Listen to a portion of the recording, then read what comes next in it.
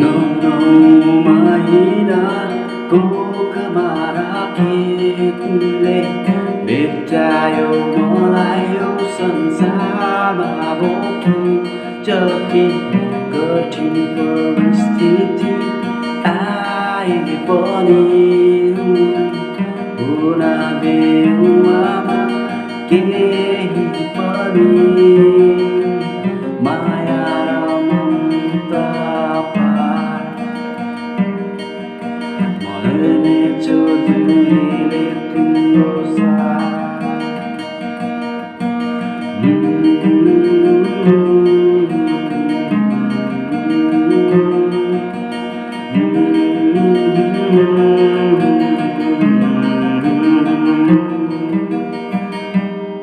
क्षमा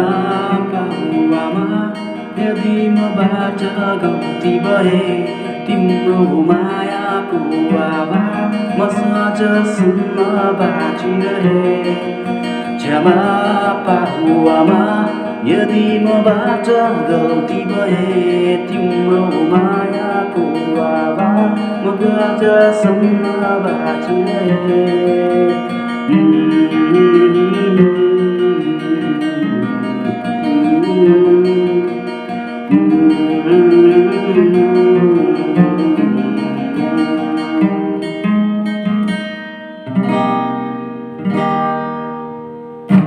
Hey, welcome guys, here back to my channel. So here Donsen. So today I'm going to show you that the chord line of these songs. भन्नाले अब नेपालीमा बोलौँ हैन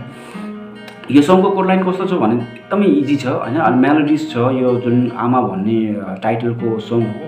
हो जसले गाएको हो यो सुशान्त केसीले उनको चाहिँ कस्तो छ भने अब हैन अब मेलोडिज धेरै नै मेलोडिज भयो अब भन्नाले अब सी कोड लाइन जुन चाहिँ सी प्रोग्रेसन जुन चाहिँ हुन्छ त्यसको खास गरेर सी को अब एफ को हैन एउटा यो जुन चाहिँ हुन्छ रिलेसन जुन चाहिँ एउटा रिलेसन भनिन्छ हैन डाइरेक्टली यसरी हुन्छ अब जुन चाहिँ रिलेसन हुन्छ त्यो रिलेसनमा राम्रो सुन्नलाई मेलोडिज पनि हुन्छ त्यही हो त्यस कारणले गर्दाखेरि मैले यो आएसम तपाईको अगाडि लिएर आएको फर्स्टमा के गर्न पर्यो भने मैले अब हैन ओरिजिनल अब बजाउने त अब यसैमा हो भन्न त यो अब खास गरेर के छ भनेपछि अब हजुरले अब जसरी अब जस्तो सङ छ हैन अब हजुरले प्ले गरेर हजुरले बजाउन चाहनुहुन्छ भने त्यसमा चाहिँ अब मैले के रिकमेन्डेड गर्छु भनेपछि अब क्यापो लाएर हैन क्यापो लाएर बजाएको छ अब जस्तो यो सङले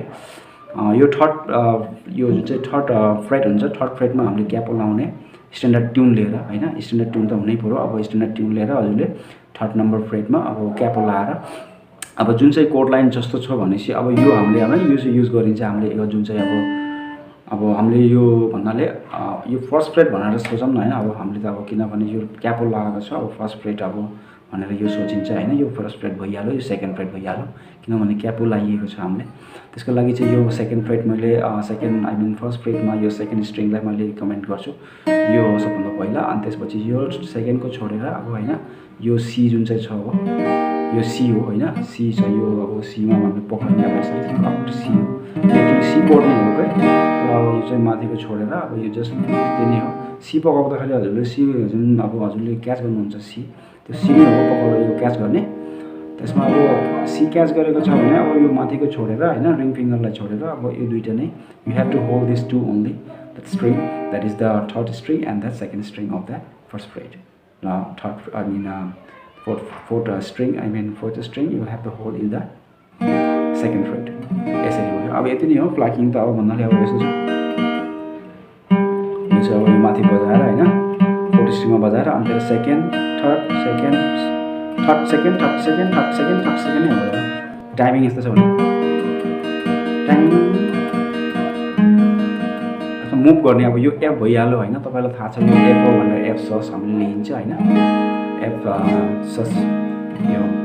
एफ को हामीले यो भयो हैन यो त अब माथिको छोडेर यसलाई यही नै अब कभर गर्ने यसरी भयो अनि त्यसलाई जी हो हामीले छोडेर बजाउनु छ हजुरलाई थाहै छ होला यो थर्ड फ्रेट छोड्यो भने ब्ल्याङ्क चाहिँ डी जी हुन्छ यो त्यसैले हजुरले कोड लाइन पनि बजाउन सक्नुहुन्छ जस्तो के छ जस्तो कोड रेदम स्केलमा छ भने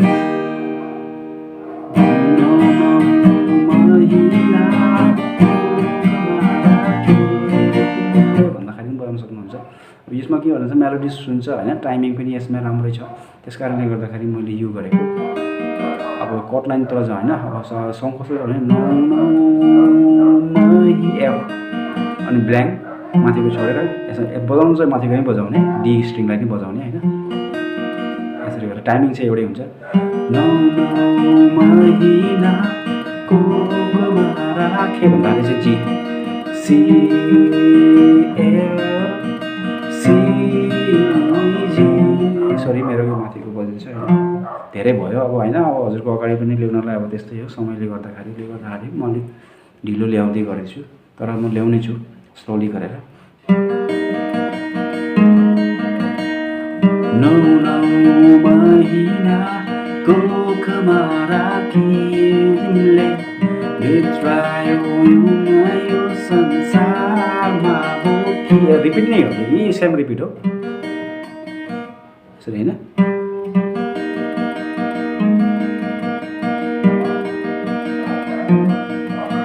कन्टिन्यू यसमा चाहिँ कस्तो छ भने चाहिँ कोरसमा चाहिँ अलिकति डिफ्रेन्ट छ जस्तो कि ए माइनर हैन छ माया र भन्दाखेरि यसो एउटा एउटा दिन हामीले चाहिँ यसरी डाइरेक्ट नै बजाउँदा हुन्छ भने माथि मैले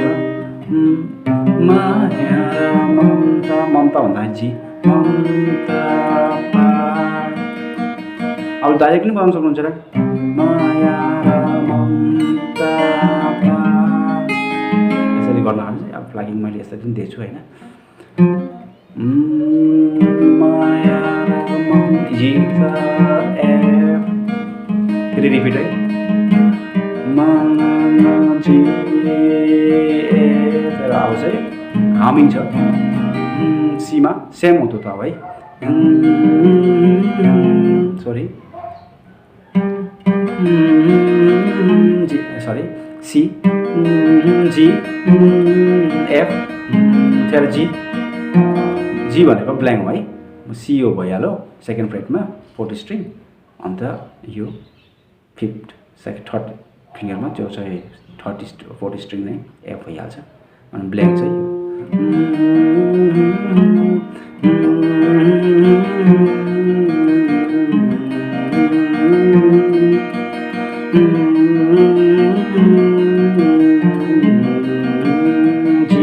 जी बजाएर सी बजाउने भन्दाखेरि